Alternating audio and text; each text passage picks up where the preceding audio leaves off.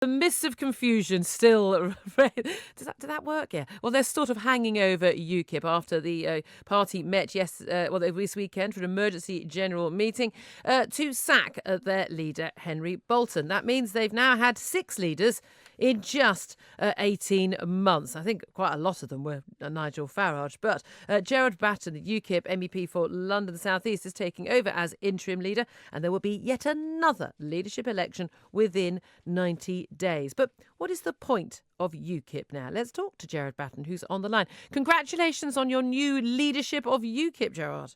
Well, it's interim leadership, Julia. Thank you very much for your congratulations. Well, I'm delighted for you. Yet another leadership vote. Eventually, every single member of UKIP will get a chance at being leader, won't they? Well, not if I can increase the membership over the next few weeks, because that will make it a bit difficult. One of the first things I want to do is to have a membership drive to get back all the people that have left, plus a lot of new people, actually. Since we've taken the new direction on Saturday afternoon, I've actually had a lot of inquiries from people who are now interested in joining. And I'm going to be looking at how we can get those people on as quickly as possible, because we have to reinvigorate the party.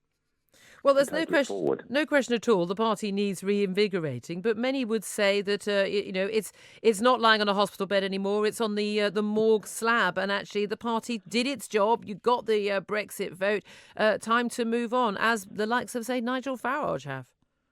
Well, 2 things, I think. If you'd have been there on Saturday, 1,500 people turned up, and that's, they had to make the effort to come to Birmingham, and they did that because they still believe in our party. So that tells me that the membership is still pretty much behind the party and want it to go forward. If we'd have had a few hundred people turn up, then I'd been worried. But I was actually very, very cheered by the fact that so many people turned up. And I think once the decision was made, almost all of those people will be still behind the party. In terms of what's left to do, yes, we did achieve the referendum. Yes, we did achieve the result. But the big danger has been, as I predicted, years ago, if we got a referendum and if it happened, the political establishment would do everything they possibly could to make sure either it wasn't implemented or that it's implemented in such a way that we leave the European Union in name but not in reality. So there's still a big job for UKIP to do to keep the pressure on there.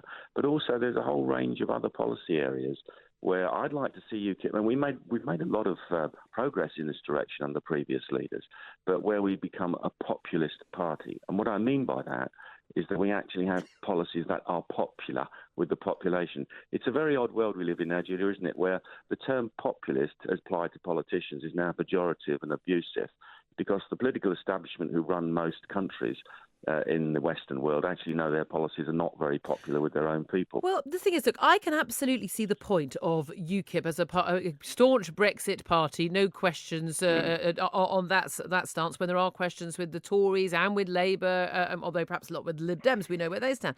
If the Tory government doesn't deliver on the popular vote, I could absolutely understand why a strong membership UKIP could actually have a resurgence. However, your party, you do seem to have a problem with, leaders who, racist girlfriends, midlife crises, lying on their CVs, people who quit the job after a few days because they never really wanted it anyway. Why do you find it so difficult to find someone who both wants to and is capable of leading your party? Well, I think one of the reasons is when Henry Bolton won, I said to him, you have now got the most difficult job in British politics. And after, his brief tenure, it's been made even more difficult. So my job's even going to be more difficult than it would be otherwise. We lead a party of rebels. That's perfectly true. Otherwise, you wouldn't be in UKIP.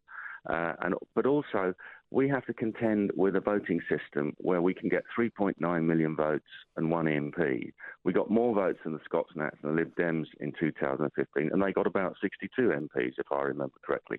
We have the problem of the first-past-the-post system, which makes it very difficult for us to win. If you look at, for example, in Germany, where the AfD party got the same proportion of the vote that we did, they got, I think it was 92 MPs, compared to our 1. So that makes it very difficult for us, or indeed any new party. This isn't just about UKIP, it's about anybody that now wants to start a party. First of all, it's very difficult to start a party now compared to when we did it. But you're up against this first past the post, Punch and Judy show with Labour and the Tories, where it's either them, it's musical chairs, them or the other, them or the Well, other. no, but hold And on that a minute. makes No. it The difficult. last general election, I mean, you did very well in European elections a few years back, and Yeah. indeed in the general election, there's no doubt at all in my mind. UKIP are the reason why we ended up having that EU referendum, and for that I'm very grateful. But the reality is, people had the choice to vote for UKIP candidates at the last general election, and they chose not to. I think what's happened, and I've done this for 25 years. You get into election at the time, and people will say, "Yeah, I totally believe in what you're saying. I know you're right, but if I vote for you, Labour might get in, or if I vote for you, the Tories might get in." And I've seen this time and time again, especially in the 2015 election, where I came second in Romford. And I was having a tremendous response out talking to people and street stalls, etc. But the week before the election, it was, we can't vote UKIP because it might let Labour. And even though that was never going to happen. And that again comes down to the voting system. Well, There's some so talk. that makes it harder. It just makes our job harder. But we still have to keep.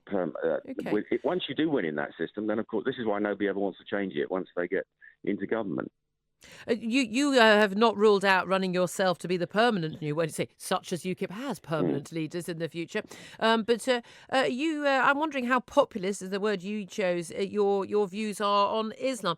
You have referred to Islam as a death cult. In interviews, you said it was factually and historically right to brand Islam as a death cult. It glorifies death. They believe in propagating their religion by killing other people and martyring themselves and going and getting their 72 virgins. Now, I'm perfectly happy for you to describe ISIS as a death cult. That's what it is. Wahhabism, Salafist Islam, I've got a big problem with. But given that there are many, many, many, many hundreds of millions of Muslims who live in this world, who go about their lives completely peacefully and don't remotely ascribe to any of that, that's a horrific insult to, is it 1 billion people on this planet? It's their ideology. You're quite right. It's their religion. Well, it's an ideology. It's a belief system it's a that religion. they sign up to. No, it's not. Well, it is. They call it a religion. It's not just a religion. It's a way of life. And do you know where I heard that? In the street here a year or so ago, I was standing outside. Very hot day. In what way is a way of life a problem? Can I make the point, please? I was standing outside a mosque. It was a very hot day. I could hear what they were saying inside. I stood and listened. And the imam, whoever it was, said, Islam is not just a religion. It's a way of life. It impinges on everything. It's a political, socio-economic, cultural system. People who feel strongly about their religion tend to allow it and want it to impinge on their way of life in terms of everything they do, what they eat, how they interact, who they marry. That's what a lot of people who are religious do in many different walks of life. Their religion says, kill infidels wherever you find them, make war on infidels, strike terror into the hearts of infidels. I'm an infidel. I probably suspect that you are too.